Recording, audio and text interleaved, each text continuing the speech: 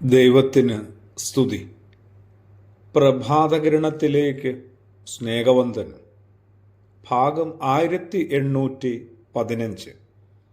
ഇന്ന് ഡിസംബർ മാസം 19-ാം തീയതി. ഈ ആണ്ടിലെ 354-ാമത്തെ ദിവസത്തിലെത്തി. 12 ദിവസങ്ങൾ കൂടിയുള്ളൂ ഈ വർഷം കടന്നു പോകാനായിട്ട്.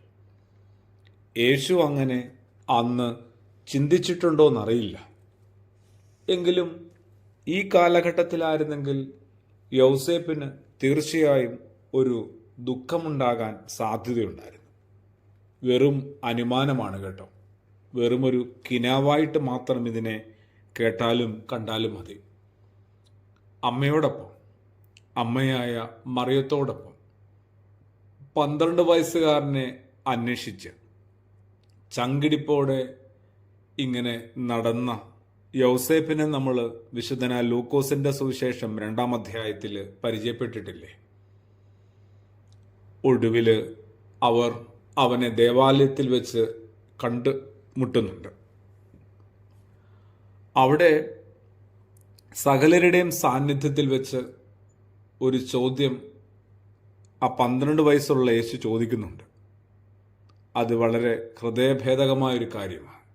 നിങ്ങൾ എന്തിനാണ് എന്നെ അന്വേഷിക്കുന്നത്? അതൊരു സ്വാഭാവികമായ കാര്യമാണ്. എന്തിനാണ് നിങ്ങൾ എന്നെ തിരക്കിയത്? വീണ്ടും യേശു പറയുന്നുണ്ടല്ലോ, എൻ്റെ അപ്പൻ്റെ ഭവനത്തിൽ ഞാൻ ഇരിക്കേണ്ടതല്ലയോ? എൻ്റെ പിതാവിൻ്റെ ഭവനത്തിൽ ഞാൻ ഇരിക്കേണ്ടതല്ലയോ? അപ്പ എന്ന് വിളിക്കുന്ന കേൾക്കാൻ കൊതിച്ച ഒരു മനസ്സ് യൗസേപ്പിനും ഉണ്ടായിരുന്നിരിക്കണം. ആലോചിച്ച് നോക്കിക്കേ, ആ പിതാവ് വല്ലാതെ ഒന്ന് മുറിഞ്ഞുപോയ ഒരു സന്ദർഭം ആവണം സ്വാഭാവികമായിട്ടും.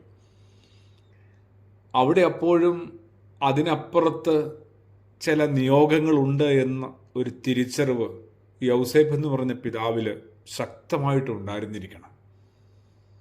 ഇവനിപ്പോൾ അപ്പൻ എന്ന് പറയുന്നത് സാക്ഷാൽ ഇവൻ്റെ അപ്പനായ ദൈവത്തെയാണെന്നും ഞാനൊരു വളർത്തപ്പനാണെന്നുമുള്ള ഒരു ധാരണ.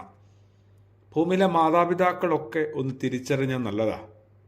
തങ്ങൾ ഒന്നിൻ്റെയും ഉടമസ്ഥരല്ലെന്ന്, സമ്പാദിച്ചതിൻ്റെയും നേടിയതിൻ്റെയും തേടിയതിൻ്റെയും എന്തിന് മക്കളുടെ പോലും ഉടമസ്ഥരല്ല എന്ന് ഒന്ന് ഉള്ളിൻ്റെ ഉള്ളിലൊന്ന് ഓർത്തു വെക്കുന്നത് നല്ലതാ.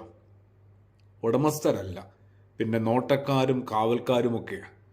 അത് കാര്യമായി കരുണയോടുകൂടി അനുഭാവത്തോടുകൂടി മനുഷ്യത്വത്തോടുകൂടി നിർവഹിപ്പാനായിട്ട് സാധിക്കുന്നു. ഈ അമ്മയുടെയും ഈ മകൻ്റെയും പിന്നാലെ ഈ നീതിബോധമുള്ള പിതാവിൻ്റെ യാത്രയും ഇടപെടലുകളും നിലപാടുകളുമൊക്കെ നമ്മളെ ഭൂമി നല്ലൊരു സാധാരണ മനുഷ്യനായിട്ട് അധ്വാനിച്ച് ജീവിക്കുന്ന, തൊഴിലിനെ സ്നേഹിക്കുന്ന നല്ലൊരു തൊഴിലാളിയാകാനും കൂടി പ്രേരിപ്പിക്കുന്നുണ്ട്. വലിയൊരു പ്രചോദനമായി മാറുന്നുണ്ട്. പ്രാർത്ഥനയോടുകൂടി ആമേൻ.